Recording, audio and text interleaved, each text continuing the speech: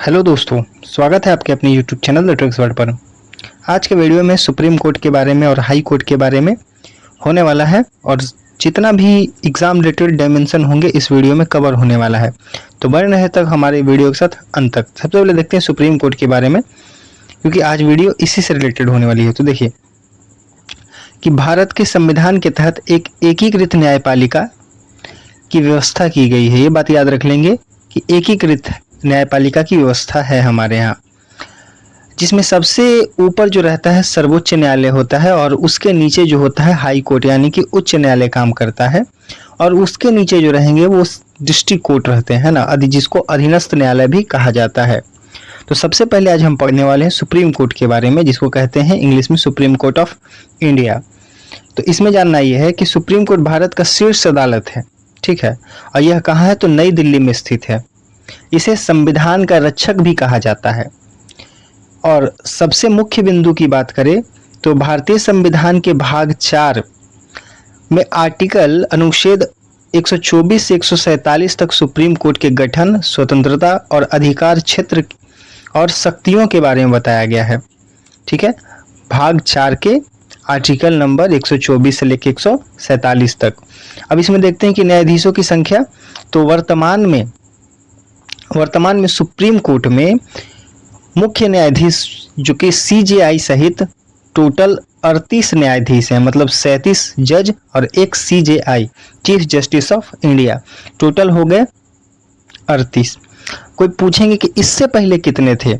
तो 33 + 1 थे, 33 + 1 यानी कि टोटल थे 34। ठीक है, ये याद रखेंगे। नियुक्ति कौन करेगा? तो देख सकते हैं कि सुप्रीम कोर्ट के न्यायाधीशों की नियुक्ति राष्ट्रपति द्वारा होता है। और किस विधि से होती है? तो कॉलेजियम प्रणाली के माध्यम से होती है। ठीक है, अब थोड़ा आगे बढ़ते हैं, देखते हैं कि सुप्रीम कोर्ट के जज बनने की योग्यता क्या क्या होनी चाहिए आप में। ठीक है, कौन कौन सी योग्यता होनी चाहिए जिससे आप सुप्रीम कोर्ट के जज बन सकते हैं? तो सबसे पहला यह है कि आप भारत के नागरिक होने चाहिए। सबसे पहले भारत के नागरिक होना चाहिए। सेकंड बात है यह कि हाई कोर्ट यानी कि किसी उच्च न्यायालय में, हाई कोर्ट में कम से कम 5 वर्ष तक जज के रूप में कार्य कर चुका होना चाहिए, या फिर वहां 10 वर्ष तक वकालत कर चुका होना चाहिए। और राष्ट्रपति की नज़र में वह एक सम्मानित कानूनविद यानी कि जूरिस्ट होना चाहिए, वो विधिवेत्ता होनी चाहिए राष्ट्रपति के नज़र में। तो फिर आप सुप्रीम कोर्ट के जज बनने के योग्य माने जाते हैं। कार्यकाल और निष्कासन की बात करें तो कार्यकाल जो है सुप्रीम कोर्ट के न्यायाधीश का कार्यकाल होता है 65 वर्ष। ठीक है, 65 वर्ष के आयु के बाद रिटायर हो जाता है। हटाने की प्रक्रिया क्या है?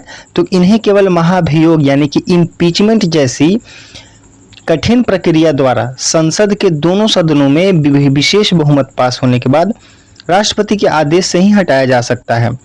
और ऐसा कब होगा? तो दुर्व्यवहार या अक्षमता के आधार पर होगा। एक बात हमेशा याद रखें कि संविधान में कहीं भी इम्पीचमेंट यानी कि सुप्रीम कोर्ट के जज को हटाने के लिए या फिर हाई कोर्ट के जज को हटाने के लिए महाभियोग का वर्णन नहीं किया गया है, लेकिन व्यवहार में चलते आ रहा है। ठीक है, इससे भी ये बात हमेशा याद रखेंगे। आगे बढ़ते हैं, सुप्रीम कोर्ट के क्षेत्राधिकार और उसके शक्तियों के बारे में जानते हैं। तो देखिए, सबसे पहले आता है मूल क्षेत्राधिकार, जो कि अनुच्छेद 131 में पड़ता है। इसमें क्या होता है? तो केंद्र और राज्य के बीच या फिर दो राज्यों के बीच विवादों की सीधी सुनवाई करेगा ये। रिट क्षेत्राधिकार तो इस आर्टिकल 32 में आता है। इसमें क्या है? तो मौलिक अधिकारों के हनन होने पर सुप्रीम कोर्ट 5 रिट जारी कर सकता है। टोटल 5 रिट होते हैं आर्टिकल 32 के तहत। ठीक है, और नागरिकों के मौलिक अधिकारों की रक्षा के लिए सर्वोच्च न्यायालय आर्टिकल 32 और उच्च न्यायालय मतलब हाई कोर्ट आर्टिकल 226 के द्वारा ये 5 रिट जारी कर सकता है। ठीक है, चलिए समझते हैं कि 5 रिट कौन कौन से हैं। सबसे पहला जो रिट है वह है बंदी प्रत्यक्षीकरण। सबसे पहला जो रिट है वह है बंदी प्रत्यक्षीकरण, जिसको कहते हैं हैबियस कॉर्पस। इसको कहते हैं हैबियस कॉर्पस।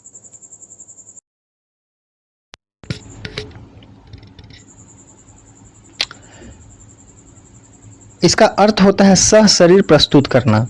ठीक है, इसका मतलब ये है कि यदि किसी व्यक्ति को अवैध रूप से गिरफ्तार या कैद किया गया है तो न्यायालय पुलिस या प्राधिकारी को आदेश देता है कि वह उस व्यक्ति को तय समय के भीतर भारत की अदालत में पेश करे।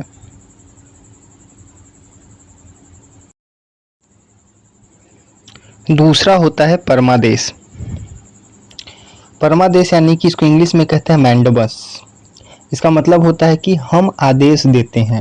ठीक है, कार्य क्या है? तो यह रिट किसी सार्वजनिक अधिकारी, निगम या निचली अदालत के खिलाफ जारी की जाती है तब यह अपने कानूनों या सार्वजनिक कर्तव्यों का पालन करने से इनकार करते हैं। ठीक है, जब वे ऐसा काम करते हैं तो क्या करते हैं कि परमादेश यानी कि मैंडेमस रिट जारी किया जाता है। ठीक, आर्टिकल 32 के तहत किसके द्वारा? तो सुप्रीम कोर्ट के द्वारा। ठीक है, आगे बढ़ते हैं, तीसरा नंबर रिट के बारे में जानते हैं।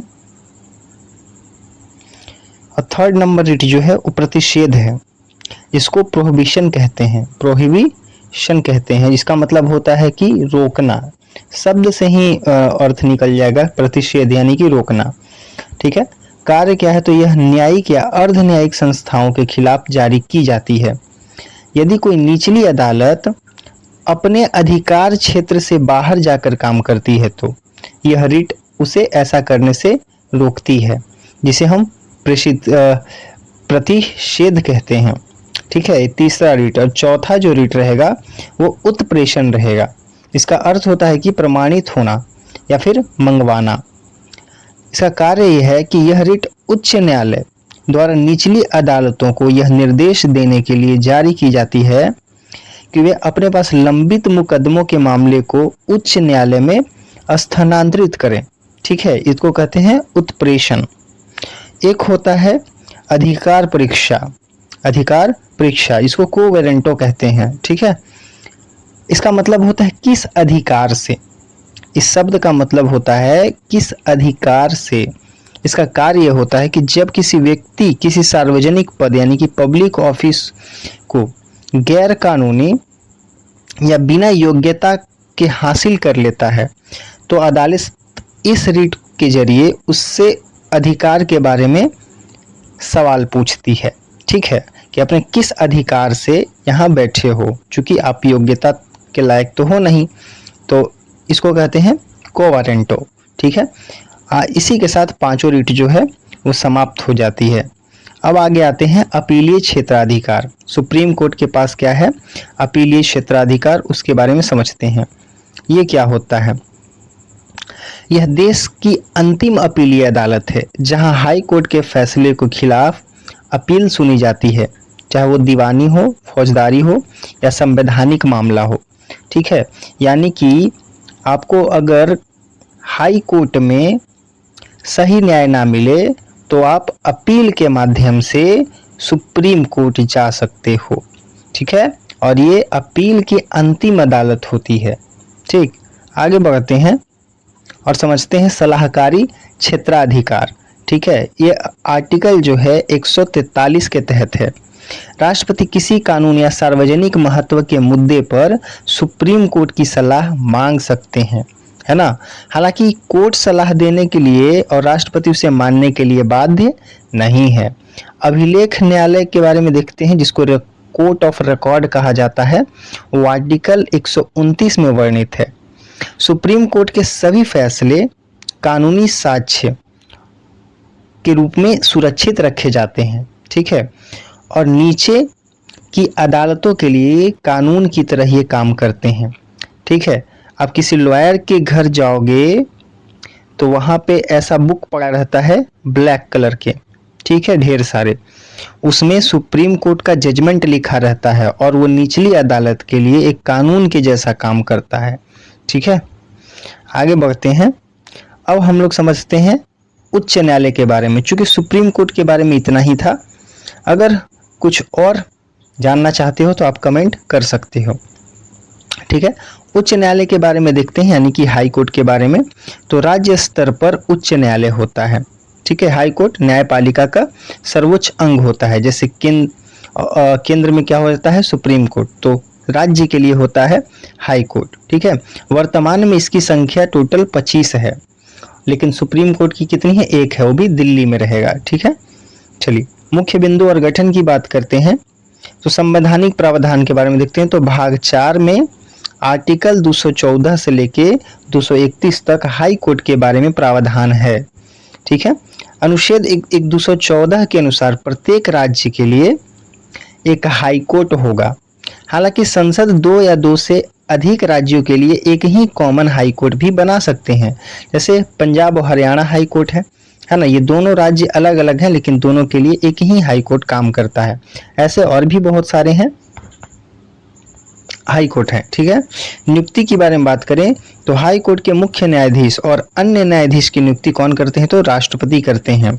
ठीक है, और किसके? तो राज्यपाल की सलाह और सीजेआई के परामर्श से करते हैं। ठीक है, सुप्रीम कोर्ट के जो चीफ जस्टिस होते हैं और उस राज्य संबंधित राज्य के राज्यपाल के सलाह से करते हैं। ठीक है, कौन करेंगे? तो राष्ट्रपति करेंगे।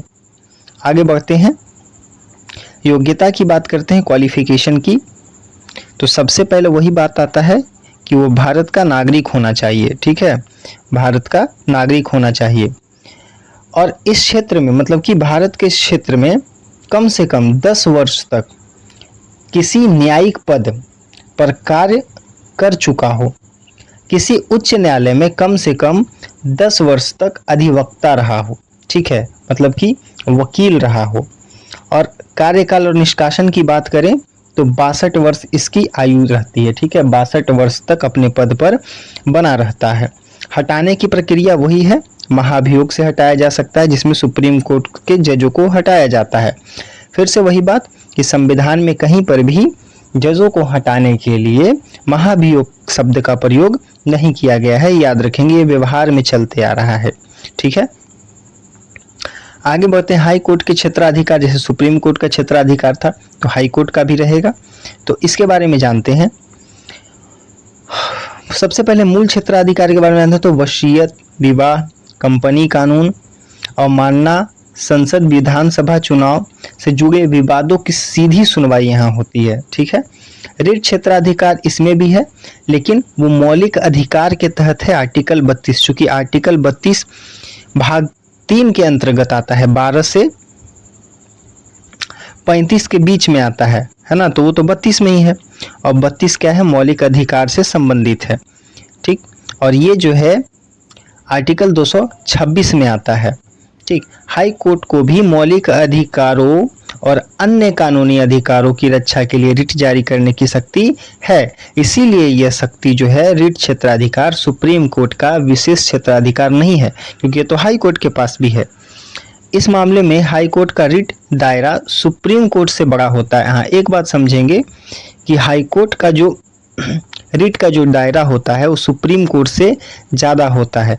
ठीक, क्योंकि सुप्रीम कोर्ट बस मौलिक अधिकार, फंडामेंटल राइट्स के हनन पे ही रिट जारी करता है, लेकिन हाई कोर्ट जो है और अदर मामले में भी रिट जारी कर सकता है। ठीक, अपीली क्षेत्राधिकार के बारे में देखें तो जो जिला अदालत होता है, जिसको सब ऑर्डिनेट कोर्ट कहते हैं, जिसको अधीनस्थ न्यायालय भी कहते हैं, के फैसलों के खिलाफ अपील सुन सकता है। ठीक, अधिच्छन की शक्ति के बारे में देख लेते हैं। तो आर्टिकल 227 बात करता है इसमें, अपने अधिकार क्षेत्र में आने वाली सभी अधीनस्थ न्यायालयों और ट्रिब्यूनल्स के कामकाज पर नियंत्रण और निगरानी ये रख सकता है, यानी कि रखना। ठीक है, अब समझते हैं सुप्रीम कोर्ट और हाई कोर्ट में मुख्य अंतर क्या है। सबसे पहले ये समझते हैं। देखिए,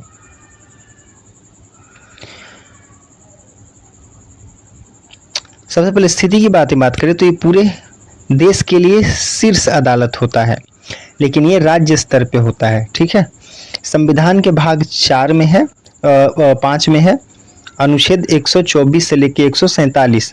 ये अनुच्छेद जो है 4 में पड़ता है, 214 से 231। इसकी संख्या 1 है और ये नई दिल्ली में है। ठीक है, और इसकी संख्या जो टोटल है वो 25 है, हर राज्यों में होती है लगभग। सेवानिवृत्ति की बात करें तो इसके जज का सेवानिवृत्ति का समय होता है 65 वर्ष, इसमें होता है 62 वर्ष। ये आर्टिकल 32 के तहत एक मौलिक अधिकार बन जाता है, जबकि यह आर्टिकल 226 में पड़ता है और मौलिक अधिकार और अन्य कानूनों पर भी रिट जारी कर सकता है। कानूनी बाध्यता कहें तो ये पूरे देश में बाध्यकारी होता है, लेकिन इसमें के लिए उसी राज्य से में ही बाध्यकारी होता है जिससे संबंधित मुद्दा है। ठीक है, तो आज का हमारा वीडियो यहीं तक रहने वाला है। वीडियो अगर पसंद आया हो तो ज़रूर लाइक करें। शुक्रिया।